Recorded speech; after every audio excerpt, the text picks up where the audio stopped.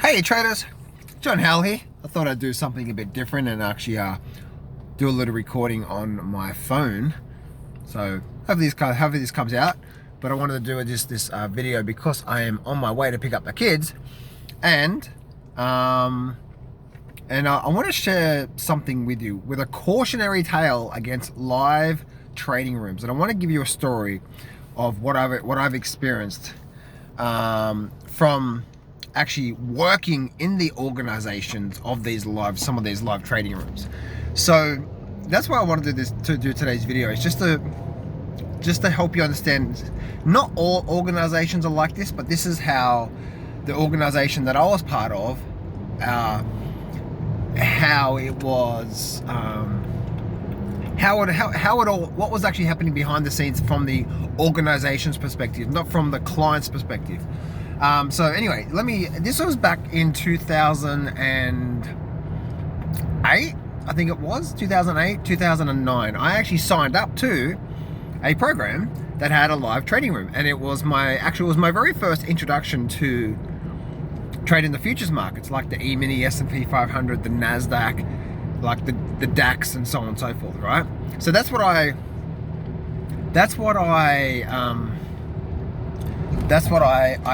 was my very first introduction to that.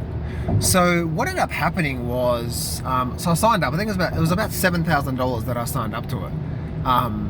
And the reason why I did that was because I didn't know anything about futures at that time. The way that I first started trading was through the stock market, and then through options.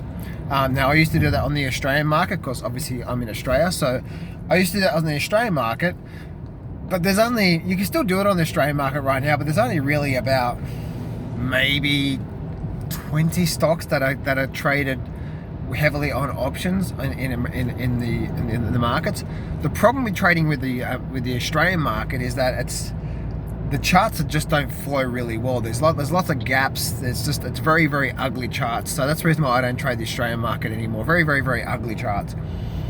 So anyway, so I actually purchased this program, and I went into this with many years of experience prior to that.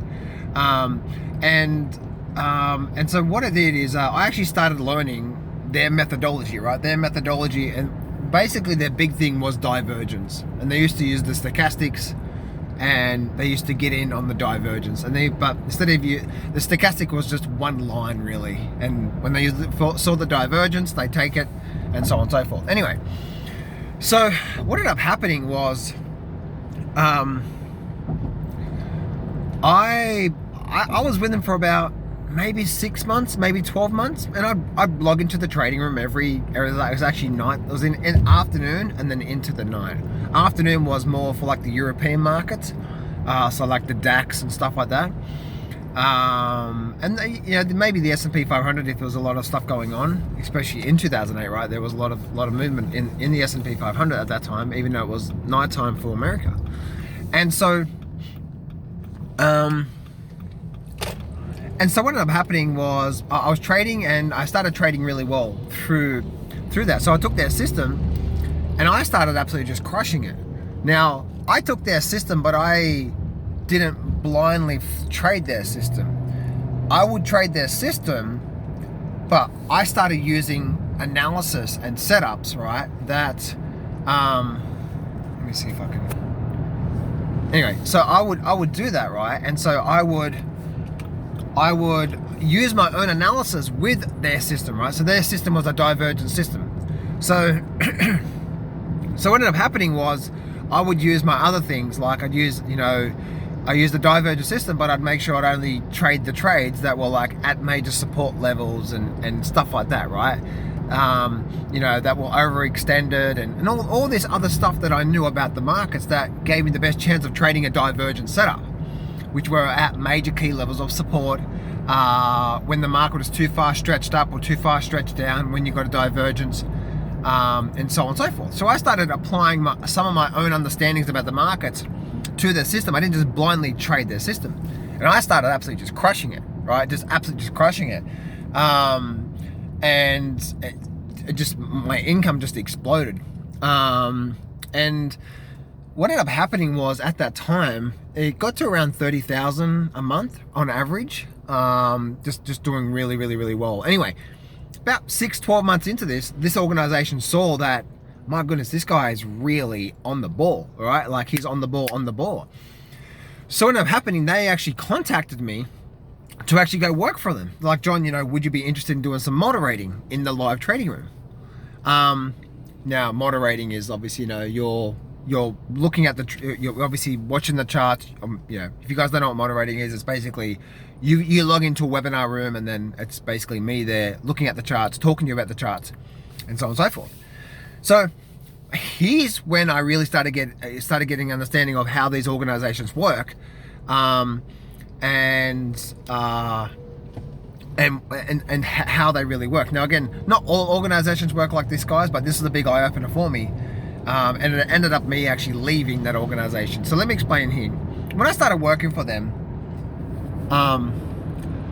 I just when I started working for them, I started to basically, they said, okay, John, when you trade, you must trade every trade that actually meets the rules. But remember, I didn't take every trade that met the rules. I took the trade that met the rules and with some other layers to increase my probability, right? So what ended up happening was I actually started trading, but because I was trading my own money, and I was trading a lot of money, I was trading about $10,000 or $20,000 per trade back then. I would only wait for the trades that I was happy taking, to actually say, okay, traders, this is the trade that I'm happy taking. This is the trade I'm going to take. And sometimes traders sometimes I'd actually sit there for 6 hours, sometimes 8 hours, and maybe only take one trade through that entire time. And because there were many setups, but there weren't many setups that meted my standards for me to put money on to trade in front of everyone, because I wanted to trade, right? And so what ended up happening is that it just blew me away, and absolutely just knocked me away. The organization that I was working for, that actually started, I started working for, they came to me and said, John, we have so many people that love you. There's so many people that really like you, and they really get a lot out of the way that you trade, and so on and so forth. The students were making money. Right? So they're with me, and I had a massive high success rate because I wasn't trading a lot. I was only trading the best quality trades. And the rest of the time I was just mucking around, talking about things, talking about stories, and so on and so forth. Anyway, but the thing is like that's how I trade to this day. I'm not going to just take any ordinary trade. That's not how you trade. I want to take the best quality trades. So anyway, they came to me and they said, John, we noticed when you are doing the moderating of the room that there's actually not a lot of trades being called. But when other people, the people that weren't even trading, were doing the moderating, right? Because we used to take turns.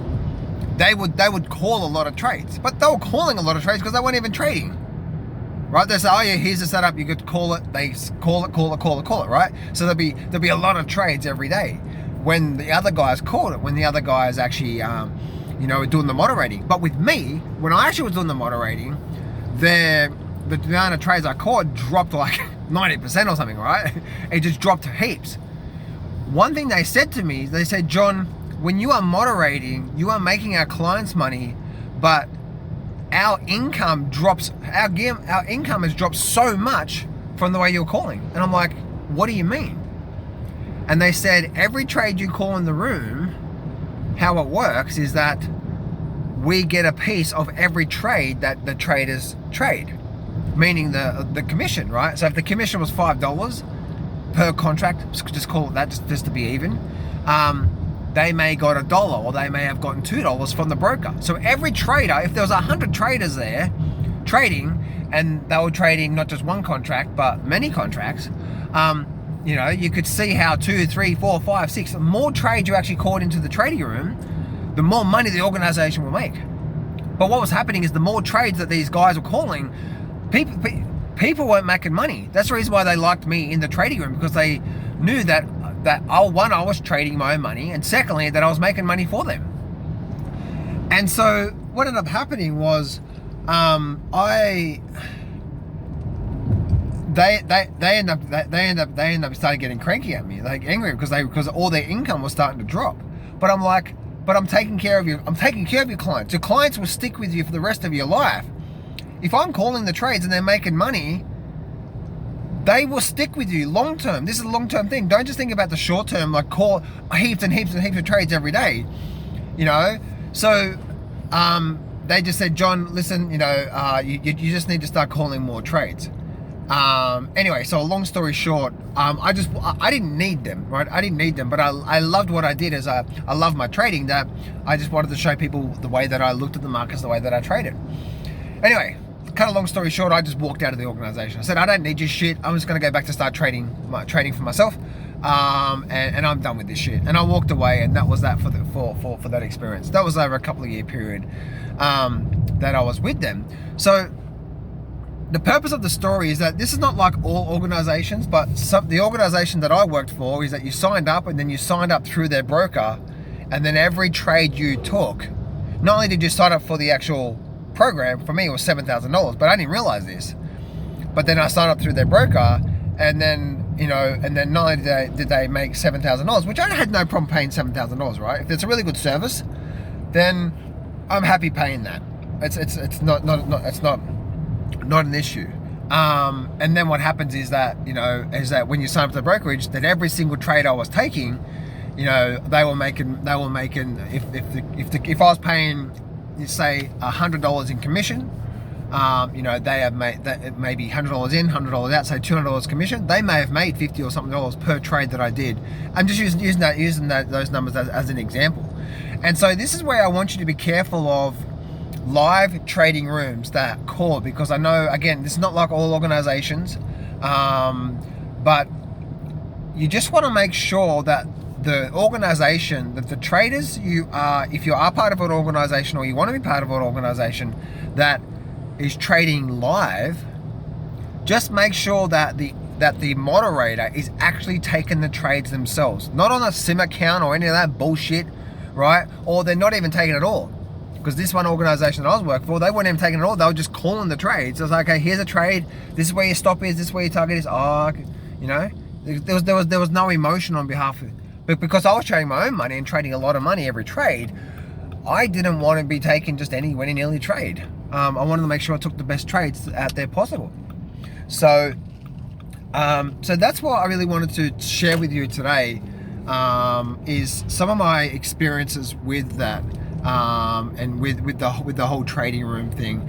And my hope in doing this video for you is that, again, if you join an organization when it comes to, you know, doing live trading rooms, just make sure that the moderator is actually taking the trades themselves, you know, not just calling it because they work for the organization. Because a lot of people that I've seen, some of these organizations, they are there because they get paid really good money, right? The organization pays them really well.